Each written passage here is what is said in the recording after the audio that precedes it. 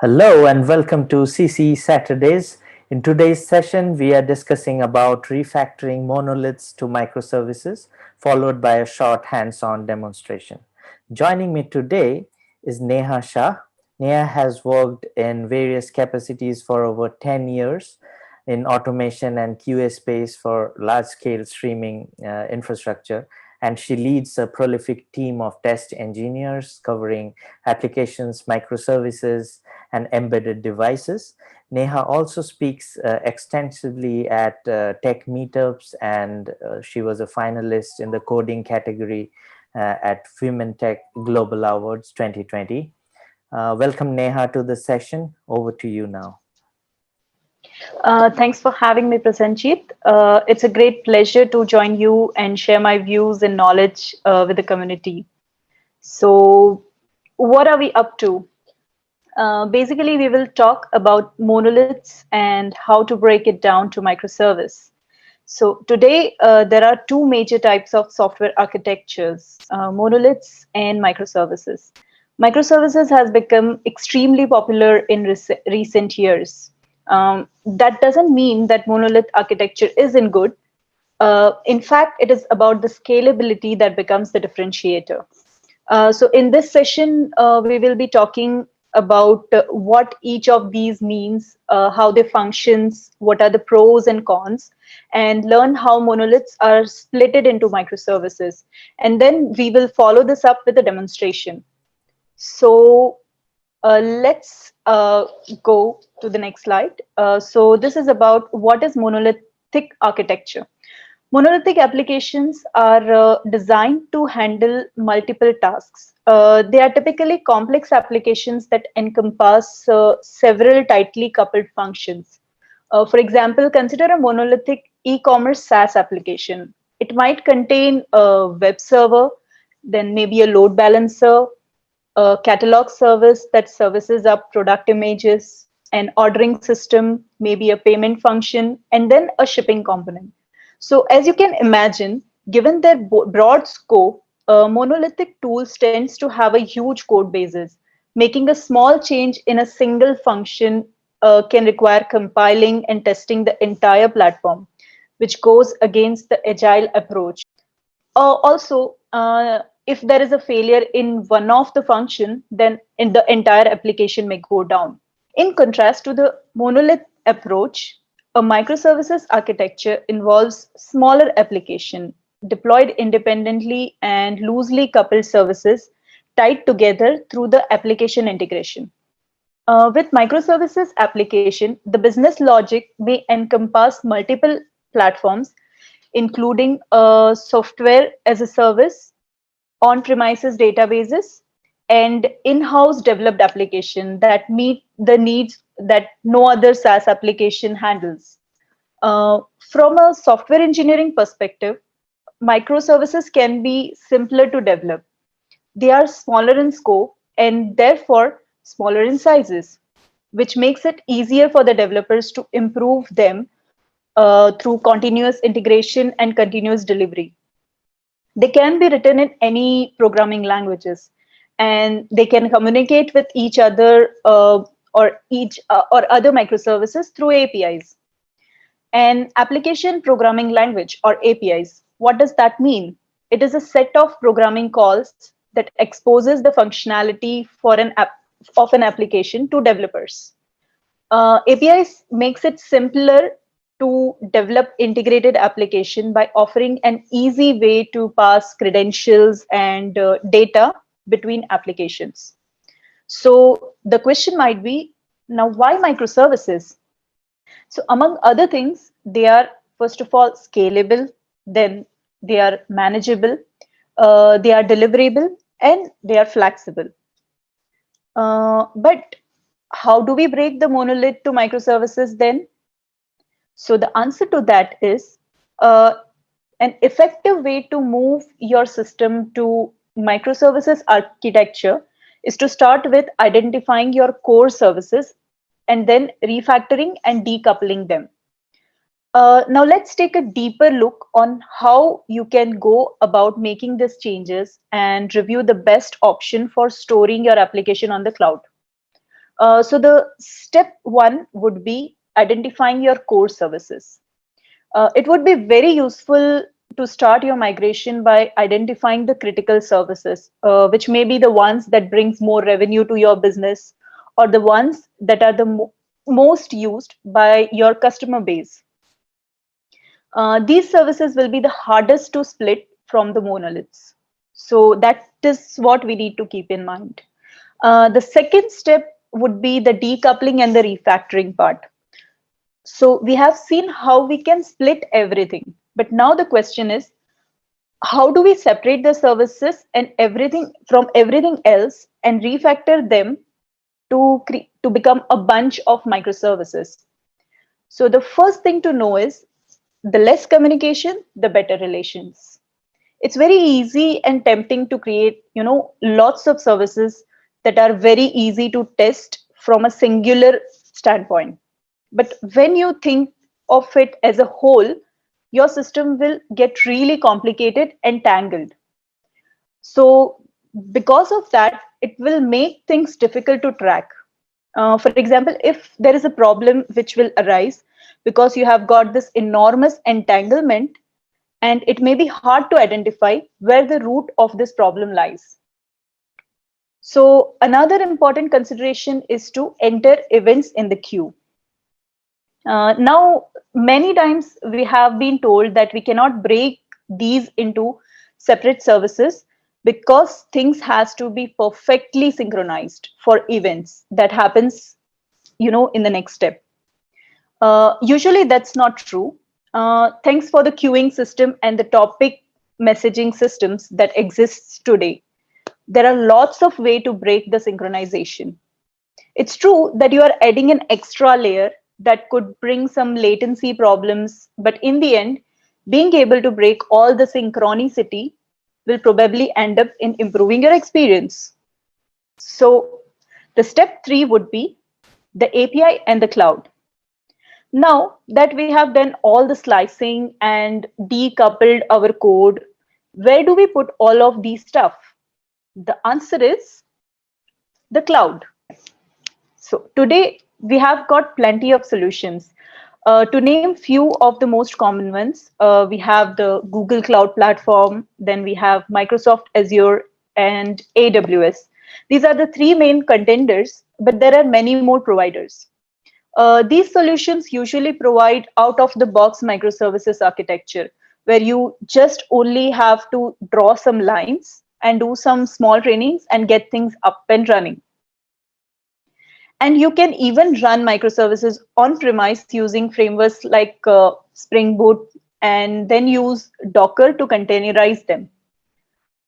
So I think that was it basically from my side. Maybe in the upcoming session, we can discuss on how we can deploy, test, and monitor those microservices at a scale. So now I would like to move it to Prasanjit, who will be demonstrating how a simple monolith is refactored into a microservice. It's time for a hands-on. So thank you, everyone. Over to you, Prasanjit. Thanks, Neha. That was a nice session from you. And we got to learn a lot about how microservices are broken down, how you can break a monolith and derive multiple microservices, and how it goes on to be deployed. We can go on and cover in a more detailed fashion in upcoming sessions. So I'll try to put up a small hands-on demonstration of how a monolith works and how we can break it down into 3 or 4 small microservices and how we serve it through a public API gateway. So let's get started. Let me share my screen and let's get started with the hands-on. So what do we know so far? We know that monolithic architecture is one which in which applications are huge, which have millions of lines of code all together, and they connect to a very large database. And there are disadvantages to this. That is, it takes time to release new versions of this product, and lots of people have to work together. If something fails, then you have to check the entire stack instead of checking that particular component, because many other things could fail because they are all working together. So these are the problems. So that's why we break the monolith into microservices. So how do we do that? For that, we have a repository here, GitHub breaking monoliths repository. So you can use that and clone it if you want to do it yourself. So here I have a monolith application as well as a microservice application, which I have created by splitting those monoliths. So you will see different folders for different applications. Now for the monolith application, there are different modules. We have a front end, a payment module, and a catalog, all put together in one single entity. That's what a monolith is. So they all work together. And while the microservices architecture is the one where each of the same components, payment, catalog, and the front end, are split into different units which can work independently, and they are dockerized, and all the containers can run independently and are connected together by API gateways. So this folder, the monolith folder, consists of a subfolder called app, which has the code. So this is a Java code. So in the pom.xml you have all the dependency details, and when we compile it using Maven, then we'll get a jar file which we can run. That's what the monolith would be. So you can see this monolith release jar. So this is what I did when I compiled it, but I'll show you from scratch like how do we compile a monolith and how to go about it. Now this test.php is the front end application. So I just created a simple PHP file that connects to the backend service, the jar file, the monolith service, which runs on 8081 port, and then displays the application. So this is a very simple application. So you will see here the IP address connecting to 8081. So this is the IP address of my laptop. So if you try this out yourself, you will have to replace it with your IP address. And this is where the backend monolith service will run, and PHP will connect to it to with REST APIs and to get the information. Now similarly, this microservices subfolder in the repository has a docker compose.yaml which orchestrates the entire thing. So you have different components broken down into microservices, like this payment module, you have a front end module, and you have a catalog module. So all are separate and orchestrated by using this particular microservice. Now you have different folders: catalog, front end, and payment. So all are bound together, and here you can see the same diagram where you can see different components running separately, and there is a API gateway which manages the communication, while in the monolith you have a single thing. So let me copy the repository URL so that we can clone it, and then try to start the monolith application first. Once it is up, we'll break it down into microservice and try the microservice application, and you will see there is no difference. So I do a git clone.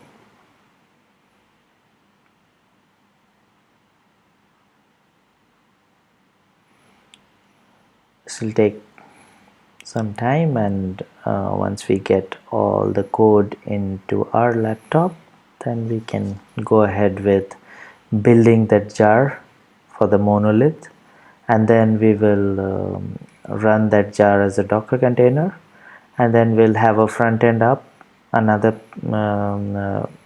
Docker where we run the PHP and connect the front end to the monolith and see how it works.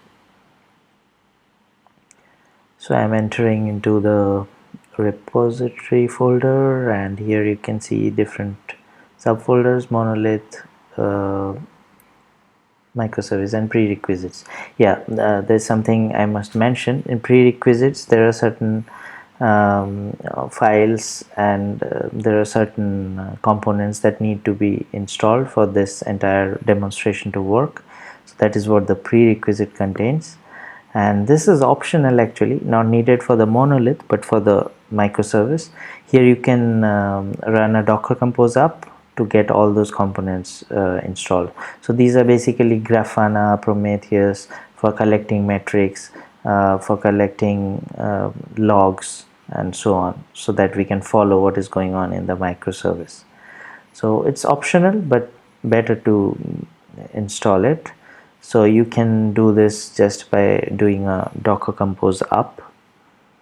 So I'll do just that, and once we run the Docker Compose, then we will have all the prerequisites installed in here. So let me go ahead and run these Docker containers now. Well, one thing here I would like to mention, in the prerequisites directory itself, you will see that you have separate components: Prometheus, Grafana, and then Zipkin. So all these are necessary to monitor the microservices, which we will run later. But for the monolith, you would normally not need it. Now back to the console. So I'm going to run the prerequisite containers, Docker Compose up, and I would put -d to keep it as a daemon on the background. Otherwise this becomes very chatty and it keeps on printing everything on the screen. Alright, so that is done. Let's check Docker PS, and we see that all the containers are running, all the prerequisite containers: Grafana, Prometheus, log collector, client, server. All these are background services. Now we'll see that in a while. That will be needed for the microservices part, actually, and they're listening at different ports, for example Grafana on 3000 and so on. So you can even check that out. All the exposed ports and the URLs are mentioned in the readme file in the repository, so you can even check that out in the repo. So if you go to prerequisites and look at the readme, you'll see all the container links and the port where they're running. So the thing which we are looking for now is Graffana Dashboard. So it listens at port 3000, and this is the link. So if you click on it, it opens Grafana for you, and you can then log in and check it out. Also, you have this Prometheus running here. Prometheus will discover the service and put it here. So you can see we have a mesh client and a mesh server here. We'll talk about what a mesh is in a while when we do microservices. So I'm just logging in. Default password for Grafana is admin, so use that to log in. So there is no data here yet. So as the microservices run and data starts coming in, this dashboard would be populated. So you can just refresh at that time and see it. Well, so that was about the prerequisites. So let's get back to the monolith directory and back to the terminal again, and we'll start compiling the monolith.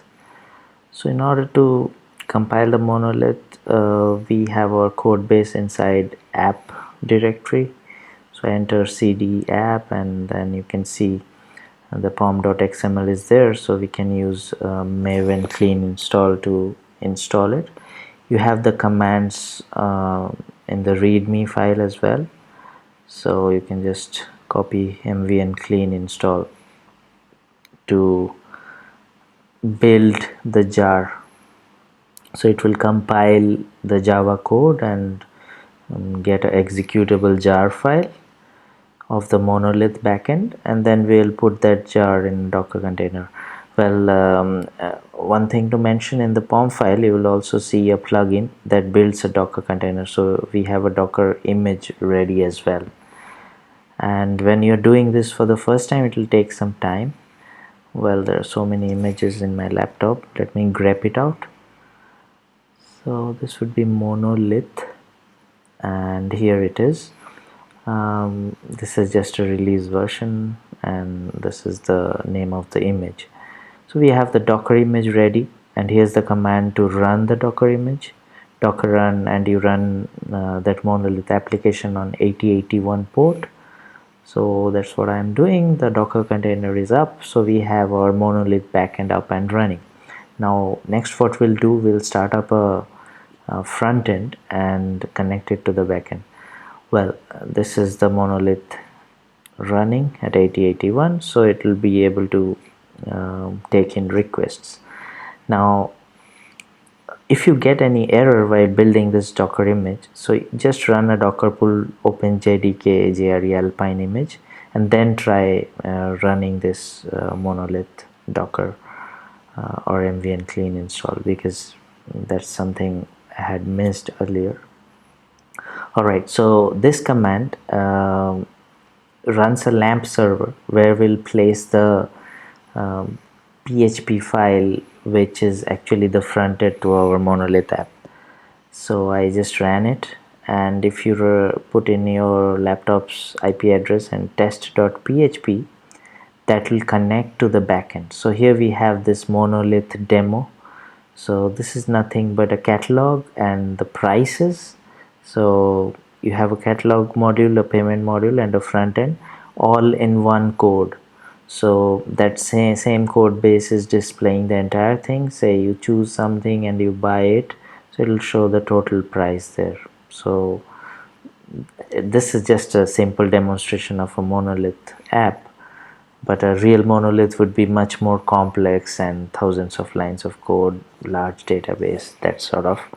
But this is just for the demonstration, like how you have a single code base and that compiles into a single jar file, and you do all these things, catalog, payment, and purchase on the single app. Now if you want to split it down, you have to go to the microservices, where you have a separate catalog module, separate front end, separate payment, and all of them are running on separate Docker files. So you have a Docker file for each of this, and they are running separately as Docker containers, and they are bound together using a mesh, a service mesh that connects to different ports, and then requests that come in are routed in that way. So that's how a microservice framework works. And now microservice architecture is more complicated actually. It is tough. It looks very easy at high level, but implementing is not a very easy process. But still it has its advantages, its scalability, ease of operation. There is no things are not dependent on each other, everything is stateless. So that is why it becomes it is advantageous when you are thinking of scaling up. Well, let's get back to the microservices directory, and here you will find a docker compose YAML again. Now let's run it, up -d, and when we do a docker compose up here, it starts all the separate microservices as separate containers. So docker ps, and we'll find all the containers running. Well, if you look at the container names column on the right, in the top you'll see microservices front end is running, catalog and payment is running, and there are two other services which are the mesh, front end mesh, and the service center. So these services allow you to bind different microservices, like they act as the API gateways. So the front end calls the API gateway, and it detects where the REST API for payment is, where the REST API for catalog is, and that way it redirects the request there instead of being a single monolith that does the routing. And this Docker compose becomes the orchestrator here, and it orchestrates it. Now it listens at 8088. I was just checking which port the front end listens in. So if we go to 8088 and do a test.php, we'll find the front end. But this front end is different from we had to do the test.php here. Well, this front end is different from the front end of the monolith. Why? Because here, though it looks similar, but in the back end you are connecting to independent backend services. Well, it works similar to the other one. So I choose two things from the catalog and I buy it, and it shows the total price. So the functionality remains same, but we see architecture wise this is different.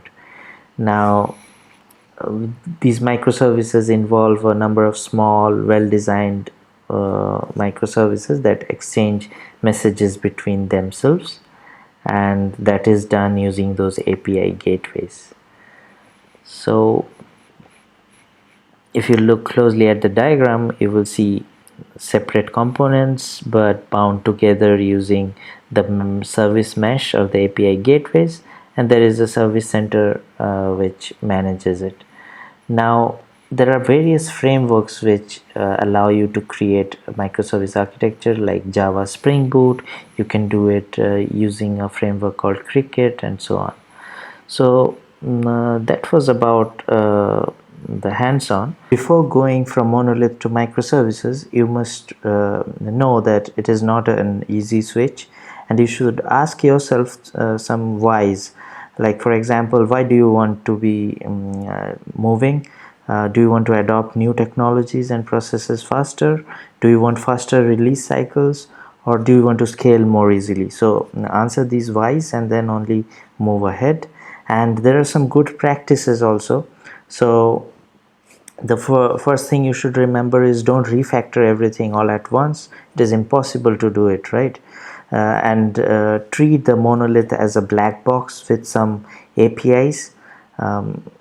They don't necessarily have to be RESTful APIs. Think of ways to interact with it. If you need to interact with the monolith, create a separate service with the API you need.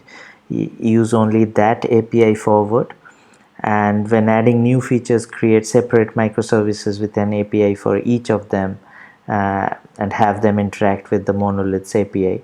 After some time, you will see that the pieces of your monolith are being accessed only through your new APIs, even though they are still a part of the monolith code base. And once you see the bounded context bubble up, then it might be convenient to chop them off the monolith and have them working as a separate service. Now with microservices, you will need much more automation than before. Think in advance about CI/CD and where you're going to store your containers, central logging, monitoring, and all that. So these things have to be kept in mind, and we will have some follow-up sessions after this where we will discuss how we manage these aspects when it comes to microservices, like how we deploy, how Docker Compose doesn't work. This was a demo, but how it doesn't work in production when you are scaling it to large numbers, how you deploy it to Kubernetes or some other orchestrator in the cloud, and we'll discuss how we test microservices, how we find errors in them, how do we trace it. So lots of things to follow. It was a pleasure having this presentation, And that was all from two of us. If you liked the session, do let us know in the comments. If you haven't joined our community of awesome cloud customer engineers and solution architects, consider following the links in the description to join and subscribe to us. And those who are interested to feature in a CCE Saturday and share something tech, feel free to leave a comment or reach me in the community Slack channel. Details are also there in the description. Thank you and stay safe.